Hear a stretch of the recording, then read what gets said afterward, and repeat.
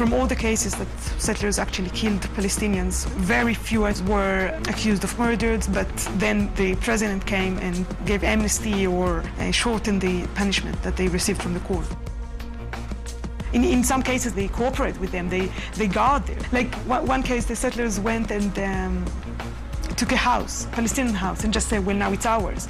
So the border police stood down there to protect them because the Palestinians were angry. So the border police just stood there and protected the settlers instead of course, arresting them, just saying it's illegal.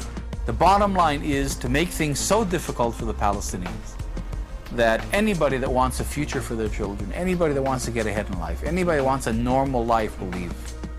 يعني أنو اللي عنده جنة زي هذه ويعني بده يرحل وبده يروح ويرحل ويدشرها. وين بدنا نروح احنا وندشر أرضنا اللي زي هذه؟ The Jabr family continues to live under constant harassment. Most recently, Abdul Jawad broke his leg while trying to protect his grandchildren from settler attacks. Many of us feel hostage, that we're held hostage to the settlers.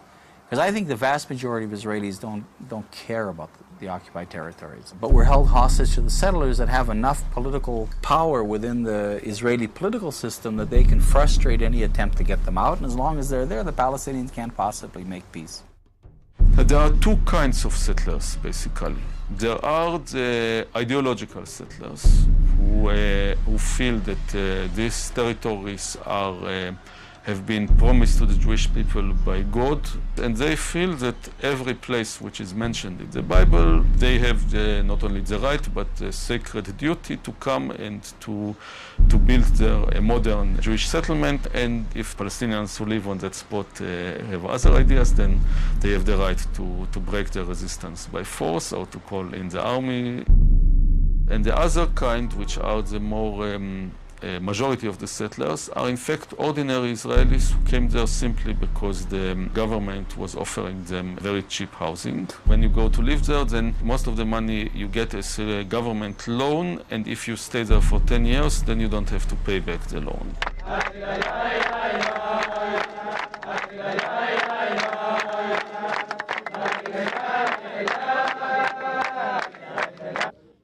Well, I think the unpleasant and unavoidable comparison is with South Africa during the apartheid period.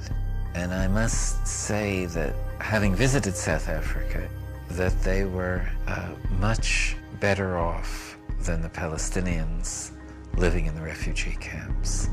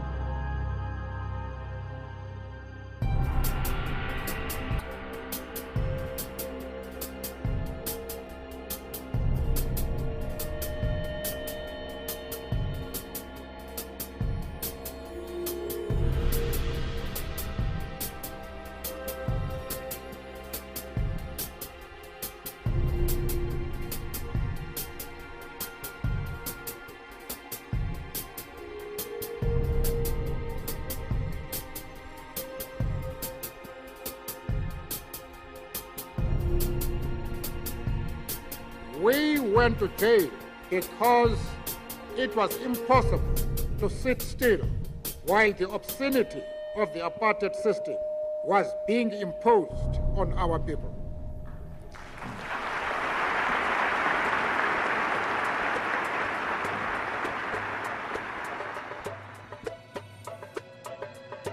The United States is seen, quite correctly, as being the sole supporter of Israel, and that Israel would not be able to do what it is doing without American green light. The U.S.-Israeli relationship is really unique on Capitol Hill. In my 22 years that I served there was never a moment when there was really a debate about U.S. policy in the Middle East. It was always, what does Israel want? And almost always, Congress gave them exactly what they wanted without any debate, without any amendments being considered. This type policy exists as a result of a number of factors. First of all, there is the lobby, the U.S. lobby for Israel, AIPAC, American-Israeli Public Affairs Committee. It has a multi-million-dollar budget. It has a highly professional group of people working on Capitol Hill. They know the legislative process, they know the personalities, and therefore advance what's best for the state of Israel. Congress seems to think that if you oppose what Israel wants, you'll be defeated in the next election.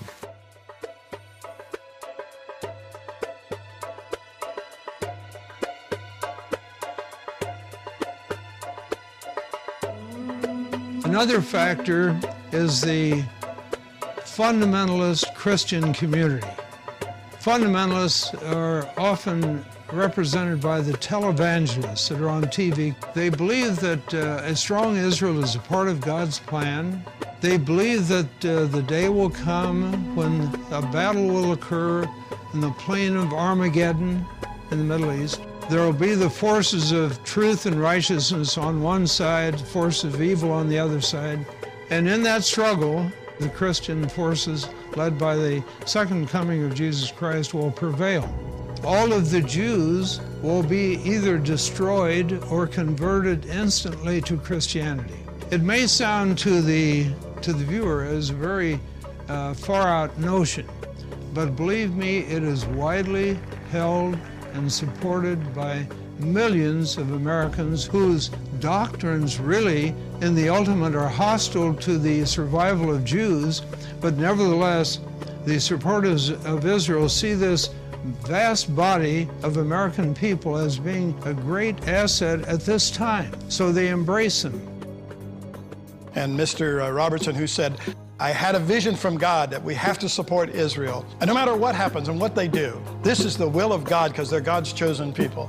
A couple of weeks later, he added, and that's when this ministry started really being blessed, when we made that commitment to Israel. Not the commitment to God or Jesus Christ's teachings, but to Israel. And we have come from all the nations of the earth to say to the people of Israel, we are your friends, we are with you, and we believe that you are called by God to possess this land. I, as a Christian and a Christian pastor, object not in my name and not in the name of over 115 to 120 million Christians do you dare say that we support injustice and deceit. We do not. The citizenry of this democratic society is systematically deprived of access to the real facts. The American media play a major role in continuing U.S. support for Israel through leaving out vast swaths of information. It is the classic case of lying through omission. Major statements by American diplomats, senators, military leaders are going unreported. Sentences are being removed from news stories. Information is being manipulated. Those are the three factors that work together on Capitol Hill and lead to such total bias, such total absence of free speech, of open debate that is, I think, very destructive to our institutions and to our best interests in world affairs. So Israel, for example, does not abide at all by international law. The entire occupation is illegal. It's a violation in particular of the Fourth Geneva Convention.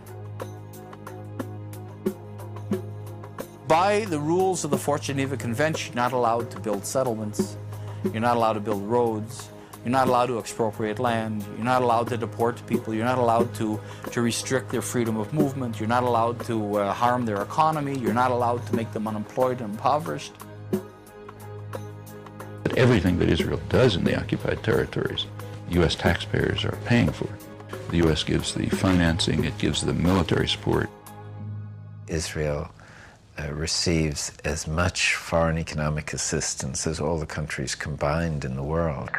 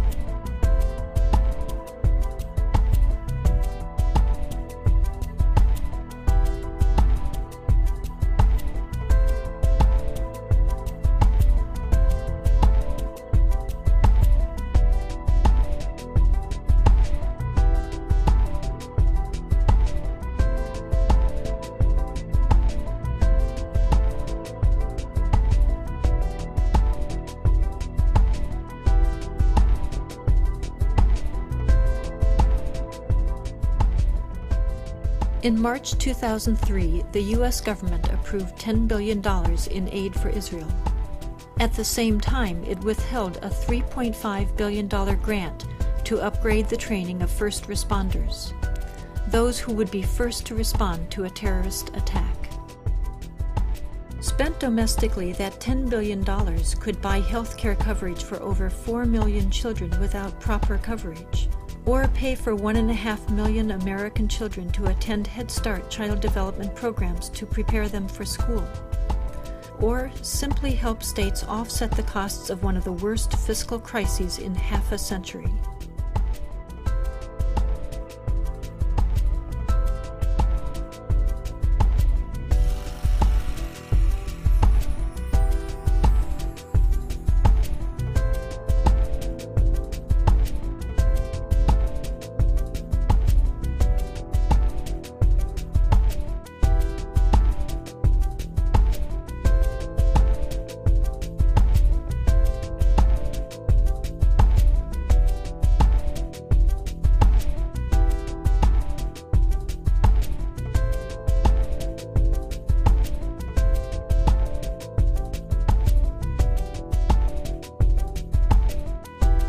One of the reasons that the American commitment to Israel is so strong, that it's not only reflecting the impact of well-organized pro-Israeli lobbies, but it also represents the views